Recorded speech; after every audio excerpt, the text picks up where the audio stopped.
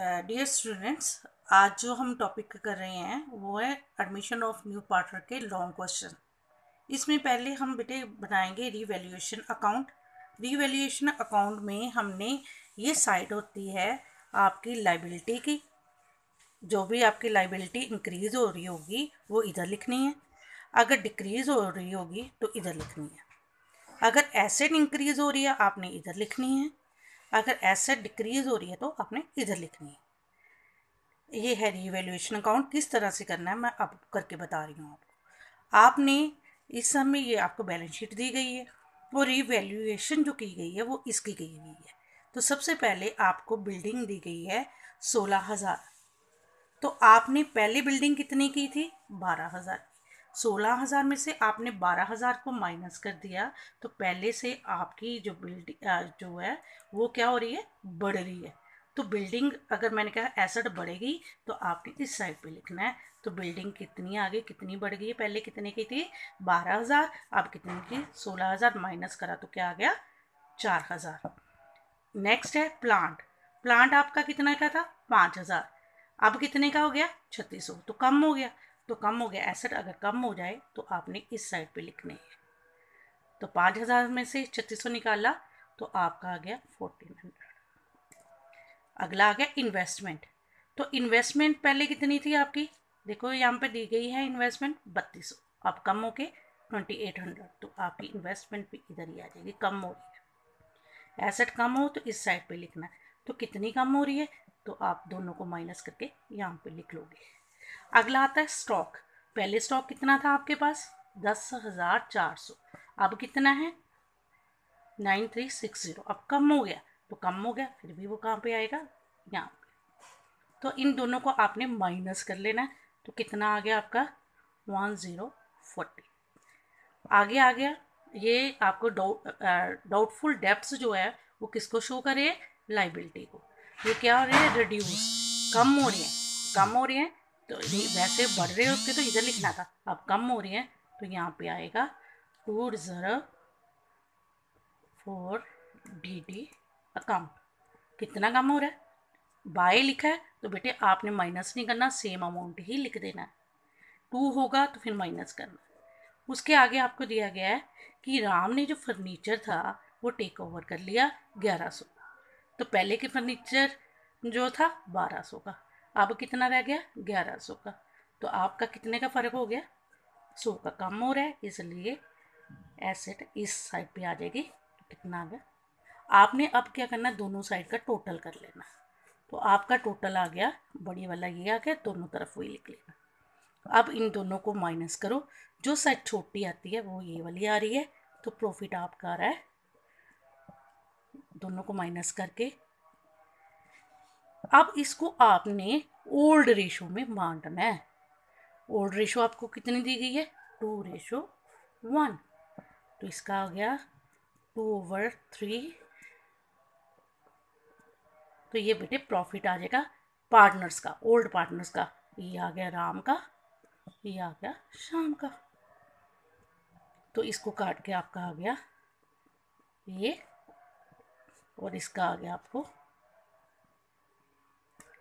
अब हमने बनाना है capital account, partner capital account. जितने आपके पार्टनर्स हैं उतने आपने अकाउंट बना लेंगे। तो यहाँ पे लिखोगे पार्टनर्स कैपिटल अकाउंट। सबसे पहले बेटे आपने इसमें 4 चीज़ों को ध्यान रखना है। By balance BD. राम का कितना दिया गया है? बुक में देखो, बैलेंस शीट में ये 25,000। और दूसरा आ गया, इसके ऊपर बेटे पहले नाम लिख लो, राम श्याम, राम श्याम। और जो नया आया वो गोपाल आया। ये इम्पोर्टेंट सम है बेटे, पर्टिकुलर लिखो इसे यहाँ पे, पर्टिकुलर। अब ये देखो, दोनों की तो पुरानी कैपिटल थी, जो नया आया पार्टनर उसका कैश लिख के, तो उसकी कैपिटल देखो यहाँ पे वो कैपिटल लेके आया है 8,000। तो यहाँ पे 8,000, ठीक है। उसके बाद थर्ड लिखना है आपने गुडविल अकाउंट। जो भी वो गुडविल लेके आया है, वो गुडविल लाया है 2100। तो इसको आप किस में बांटना है, सेक्रीफाइस, जैसे मैंने छोटे सम में बताया है।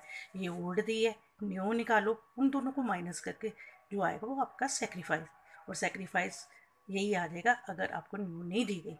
तो इस जो गुडविल है वो 2100 को हम बांट देंगे, तो वो आएगा 1400 और 7। अब जो चौथी चीज़, फोर्थ चीज़ आपने नोट करनी है वो है यहाँ से प्रॉफिट से निकालना रिवैल्यूएशन। प्रॉफिट, अगर प्रॉफिट होगा तो इधर, अगर लॉस होता तो इधर डाल देना। तो कितना आया ए पार्टनर का, पहले का इतना और दूसरे का इतना।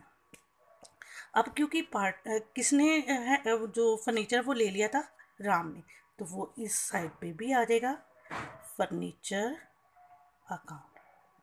अब इसमें बेटे फुल कितने का लिया उसने, 1100 को। बाकी यहाँ की तो कोई एंट्री नहीं है। अब टोटल लगाएंगे, इसका टोटल आ जाएगा आपका,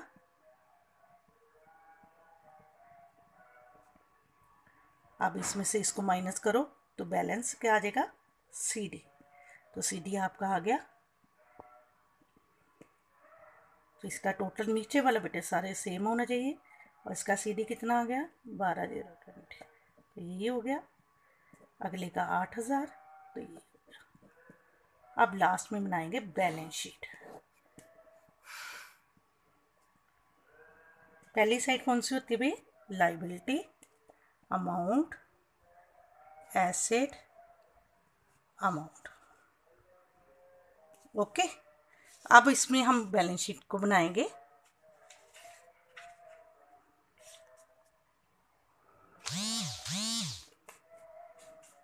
सबसे पहले हम देखेंगे क्रेडिटर कितना है।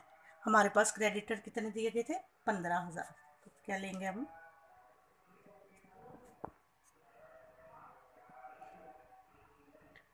BP कितना दिया गया था, 5000 सेम ले लेंगे। और अब राम्स कैपिटल कौन सी आनी होगी, जो हमारा आंसर आया हुआ ये वाली, राम की कितनी आई है, शाम की कैपिटल कितनी आई है भाई, जो ये दी है। और गोपाल की कैपिटल कितनी आई है, 8। तो ये थी आपकी लाइबिलिटी साइड। अब एसेट साइड देखो, ध्यान से चीज़ मैं जो बता रही हूँ वो ध्यान से सुनना है। कैश इन हैंड में क्या क्या डालना आपने, एक तो डालना है कैश है कितना आपका, कैश और बैंक इसमें सेम लेंगे 2100, प्लस जो कैपिटल न्यू पार्टनर की कितनी है कैपिटल, 8000, और न्यू पार्टनर की गुडविल कितनी है, 2100। इन सभी को ऐड कर देंगे और जो आंसर आएगा वो आप लिख लोगे।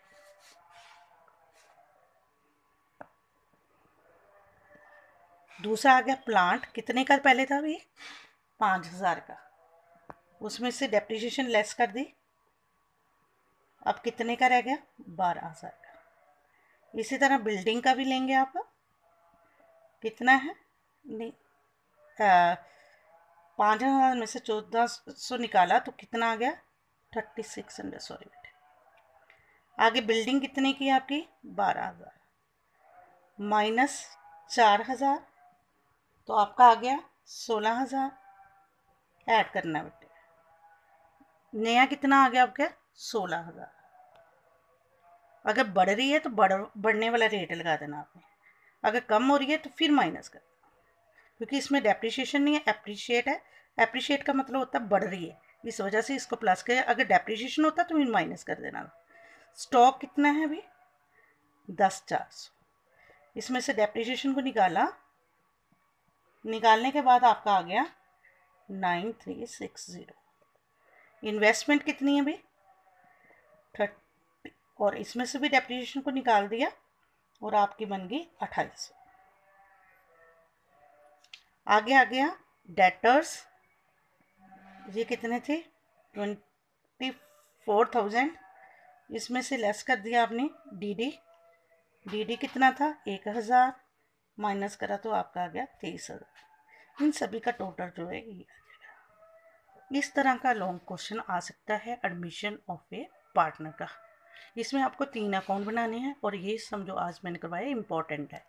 इस सम को अच्छी तरह से बेटा करना है, क्योंकि इसी की तरह ही आगे वाले सम में एक आध एंट्री चेंज होनी है, बाकी सारी सेम है। बेटे एक ही सम आज करवा रही हूँ और एक सम मैं आपको करने के लिए दे रही हूँ, तो बेटा प्लीज़ इसको करना और समझना। अगर फिर भी कोई प्रॉब्लम आए तो दोबारा से मेरे से पूछना। Thank you.